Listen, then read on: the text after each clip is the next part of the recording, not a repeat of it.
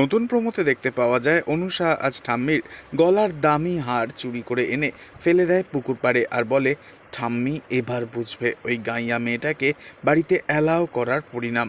তখন দুলারি দেখতে পেয়ে যায় অনুষা পুকুর পাড়ে দাঁড়িয়ে রয়েছে। দুলারির মনে সন্দেহ হয়, কিন্তু হাতে সময় না থাকায় দুলারি কলেজ শেষ হওয়ার পরই সোজা চলে আসে প্রমিতা ম্যাডামের বাড়িতে। প্রমিতা ম্যাডাম দুলারিকে আজ নিজের বড় নাতনি বলে মনে করতে থাকে আর ভালোবেসে ওকে নিজের হাতে করে পায়েস খাইয়ে দেয়। এসব কিছুতেই সহ্য হয় না রুদ্রাণীর, কিন্তু আচমকাই ঠাম্মি বলে ওঠে, এ কি, আমার দামি সোনার হারটা কোথায় গেল? টেবিলের ওপরেই তো রাখা ছিল। তখন রুদ্রাণী ঘরেতে ঢুকে বলে, ওই গাইয়া লোকেদের ঘরের ভিতরে অ্যালাউ করেছেন তো, এবার বুঝুন ঠেলা। তখন প্রমিতা ম্যাডাম বলে ওঠে, ও আমার নাতনির বয়সী, মানুষ চিনতে আমি ভুল করিনি, ওরা গরিব হতে পারে কিন্তু চোর নয়। তখন দুলারি রুদ্রাণীকে আঙুল দেখিয়ে বলে, আমি চোর নই, আর এটা আমি প্রমাণ করে দেব আজই।